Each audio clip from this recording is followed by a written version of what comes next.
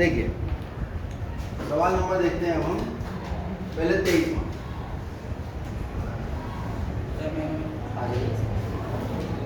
प्रश्नावली 8 पॉइंट। किसी गुणोत्तर श्रेणी के का प्रथम और nवां पद बता रखा है। प्रथम पद कितना है?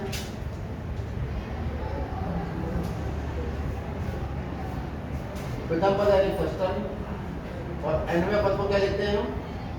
an और वो nवां पद कितना है? b है। p जो है वो n पदों का गुणनफल है। p बराबर n पदों का गुणनफल। तो पहला पद बता दिया इसने हमें, nवां पद बता दिया और p n पदों का गुणनफल है। तो हमें सिद्ध करना है then prove that। क्या सिद्ध करना है? p स्क्वायर बराबर a b to the power. ये हमें ठीक है। तो क्योंकि हमें मालूम है nवां पद कितना है? b। nवें पद का सूत्र होता है a r to the power n minus 1। कोई दिक्कत इसमें? अब हमें r तो नहीं पता है, यहाँ से r निकाल लेते हैं। यहाँ से r कितना आ जाएगा? r to the power n minus 1 equal to b upon a और r इक्वल टू आ जाएगा b upon a to the power 1 upon r का मान निकल आया। जब r का मान निकल आया तो आप दूसरा पद भी निकाल दोगे a r, आप तीसरा पद भी निकाल दोगे। कितना होगा? a r square. सारे पद निकाल दो। p क्या है यहाँ पर? p है सारे पदों का गुणनफल a1 गुणा a2 गुणा a3 गुणा a4 से लेके कहाँ तक? a1 का मान a है, a2 का मान ar है, a3 का मान ar स्क्वायर है, a4 का मान ar क्यूब है और ऐसे ही करते करते an का मान है ar की पावर n माइनस 1। ये कितने पद हैं? n पद। a को n बार गुणा कर रहे हैं तो कितना हो जाएगा? a to the power n। कोई दिक्कत तो नहीं आता? और r क्या हो जाएगा यहाँ से? r देखो पहला पद ये था, पहले पद को छोड़ के कितने पदों का गुणनफल है? कितने पदों का गुणनफल था? ये n पदों का। अगर एक पद कम कर दो कितने पदों का गुणनफल रह जाएगा? n माइनस 1 पदों का। तो इस वाले में तो r है ही नहीं। इसका मतलब जो r वाले पद हैं वो कितने यहाँ से यहाँ तक? n minus 1। तो r की घात जो होगी क्योंकि गुणा होने जुड़ जाएगी 1 प्लस 2 प्लस 3 कितने पदों तक? n minus 1। कोई दिक्कत? अरे सबको समझ में आ गया? ये आपका n माइनस 1 पदों का योग बन रहा है जो है AP। AP के n पदों का योग, AP में n पदों का योग होता था n बटे 2 2a प्लस n माइनस 1। तो इसका a तो 1 है और d कितना है? वो भी 1 है। d कैसे निकलता है? दूसरे पद में से पहला पद घटाओ, AP में घटा के निकलता है और GP में भाग करके सर्वानुपात r निकलता है। तो दूसरे में से पहला पद चाहे तीसरे में से दूसरा पद घटाओ, कितना आएगा? a to the power n into r to the power कितना होगा फॉर्मूला? n minus 1 upon 2। क्योंकि पद कितने हैं? पद कितने यहाँ तक? n माइनस 1 है ना। तो n की जगह कितना आ गया? n minus. ये छोड़ो और अच्छे से लिख देते हैं s n माइनस। समझ में आ गया? ये छोड़ो और अच्छे से लिख देते हैं। ये है AP के n माइनस 1 पदों का योग। खाली समझाने के लिए लिख रहा हूँ इतनी बार। तो p इक्वल टू कितना आया? a to the power n into r to the power n minus 1 upon 2 into 2a plus n minus 1 into d1। फॉर्मूले में Sn का फार्मूला जो है वो ये है 2n upon 2 plus n minus 1 into d। n की जगह n माइनस 1। ठीक है, अब तो कोई दिक्कत नहीं है। कितना आ गया? a to the power n। r का मान कितना है? b upon a to the power r का मान रखो b upon a to the power 1 upon n minus 1।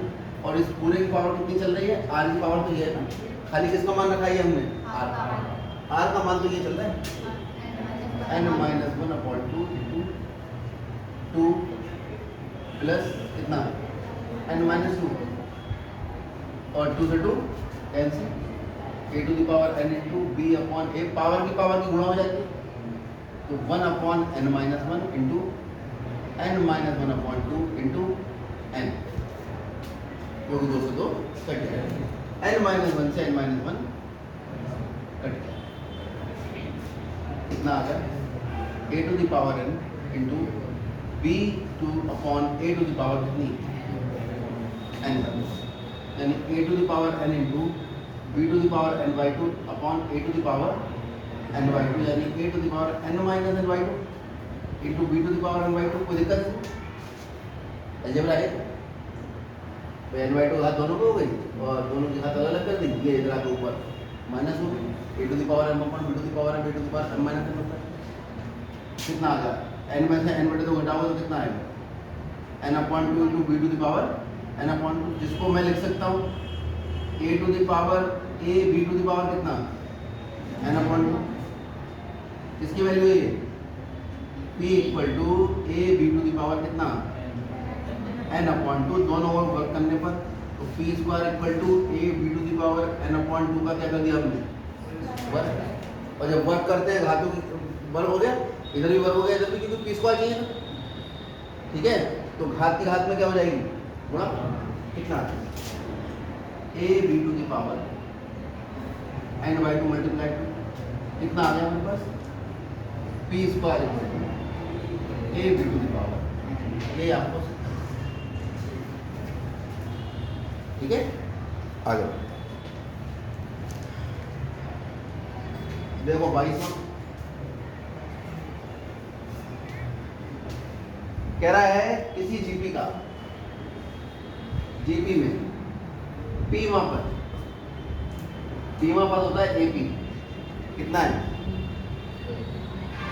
A, Q मापन ए क्यू बराबर बी, आर मापन ए आर बराबर, अगर ऐसा है तो सिद्ध करो,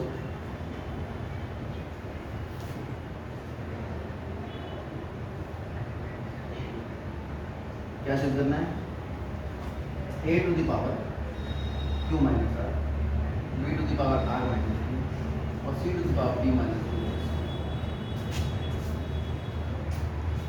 ये तुमने 30वां सवाल पूछा था, ये कर लिया सर क्या, ये वाला कर लिया सर, 30वां कौन है लाइन नहीं, आप शुरू से करते चलिए, कोई भी क्वेश्चन मत छोड़िए, क्योंकि क्वेश्चन ही कितने हैं इसमें, पूरे चैप्टर में एक एक्सरसाइज है, उसमें 20-22 क्वेश्चन है, उसमें भी 4-5 छोड़ दो, है ना, सारे करो, जो नहीं आए वो सारे हमसे पूछ लो। चलिए याद, इसमें वो एपी का मान होता कितना है वैसे, एपी वाला एपी नहीं है, यह है पी मापन किसका, जीपी का। अब यहाँ पर आप हो गए परेशान, हर बच्चा हो जाता है, क्योंकि हम तो प्रथम पद को ए कहते हैं, और जैसे प्रथम पद को ए कहेंगे और यहाँ ए रखेंगे, ए से ए कट जाएगा, इसलिए आप ऊपर मान लीजिए जीपी में प्रथम पद ए तथा सार्वनुपात आर है, ये हमने पहले ही मान लिया, कैपिटल ए और कैपिटल आर मान लिया, वरना तो आर से भी तो आर कट जाता है ना। तो ऐसे सवाल जिसमें स्वयं ए और आर आ जाएगा, उसमें आप जो प्रथम पद को कैपिटल ए कह देंगे और सर्वानुपात को कैपिटल आर, उन्हीं को फार्मूले में वैसे प्रयोग कर। तो एपी का मान कितना हो जाएगा, पी मापन A to the power R A R to the power P minus 1 equal to A, ठीक है। और बी का क्यू मापन कितना हो जाएगा, A R to the power Q minus 1 equal to B, और आर मापन कितना हो जाएगा, A R to the power R minus 1 equal to. ठीक, ये कैलकुलेटिव क्वेश्चन है, खाली कैलकुलेशन में ही आपका दिमाग खाएगा ये, बाकी लॉजिक तो बहुत ज़्यादा इसमें नहीं है, क्योंकि सीधा एलएचएस ले लेंगे हम, कितना है A Q minus R B to the power R minus P और C to the power P, A की वैल्यू कितनी है, A R to the power P minus, इस पूरे की पावर कितनी है, क्यू माइनस, बी की वैल्यू आर माइनस 1 नहीं तो आर माइनस पी, और सी की वैल्यू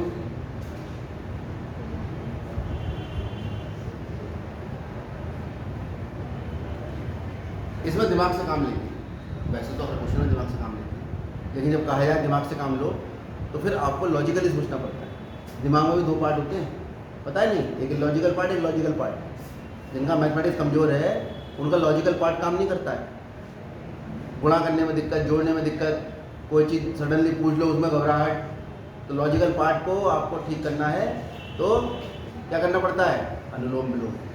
सुबह उठो 10 मिनट इधर से सांस खींचो, इधर से सांस छोड़ दो, 10 मिनट या 5 मिनट कर लिया करो, आपका लॉजिकल पार्ट अपने आप जागृत हो जाएगा। चलिए, मैं नहीं करता हूँ क्योंकि मेरा पहले से जागृत है, ठीक है। फिर जिनका जागृत है उनको नहीं करना है। चलिए, तो आप बच्चे हो सकता है बढ़ जाए, कर लेना। इस सवाल पर ध्यान दो, इसलिए ध्यान भटकाया था। ये सवाल को देख के आत्मा काम जाती है। तो ये क्या है, ए की पावर ये, ए की पावर ये, ए की पावर, हम खाली ए की पावर इकट्ठी कर लेंगे और गुणा तो हो ही रही है ना। गुणा में क्या होता है, घातें जुड़ जाती हैं, जोड़ लेते। ए की पावर कितनी बन जाएगी, Q minus R plus R minus P plus P minus. कोई दिक्कत, कई स्टेप बचा लिए मैंने। भाई मैं पहले लिखूंगा इसकी घात अलग, इसकी घातों की घातों गुणा होगी। अब इसमें क्या होगा, घात की गुणा हो जाएगी आर वाले। जब घात की गुणा करोगे तो क्या आएगा, आर की घात पी माइनस 1 गुणा क्यू माइनस आर। यहाँ से भी यही आएगा, बेस सेम है, पावर जुड़ जाएंगी तो ये कितना हो जाएगा, Q minus 1 into R minus P plus R minus 1 into P minus P. ये देखो, क्यू से क्यू कटा, पी से पी कटा, आर से आर कटा, एक ही घात कितना आ गया। इसमें भी इनकी गुणा कर लेना, इनकी गुणा कर लेना, इनकी गुणा कर लेना। अगर गुणा सही करिए सारे पद आपस में कैंसिल हो जाएंगे और ये भी आ जाएगा कितना, आर की घात 0, 1 गुणा 1 कितना आ गया। ये कैलकुलेशन आप करके खुद देख सकते हैं, ठीक है।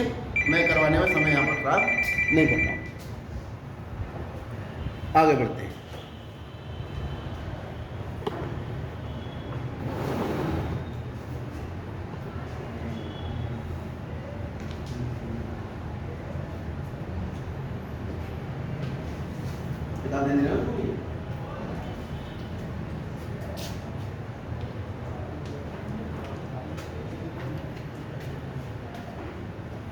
अब देखिए आप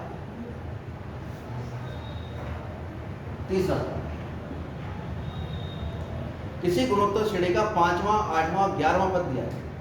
5वें पद का मतलब A5, 8वें का मतलब A8 और 11वें का मतलब A11। कितना दिया है, P, ये दिया है Q और ये दिया है कितना, S, और ये क्या है, GP। GP का मतलब गुणोत्तर श्रेणी। अगर ऐसा है तो सिद्ध करो।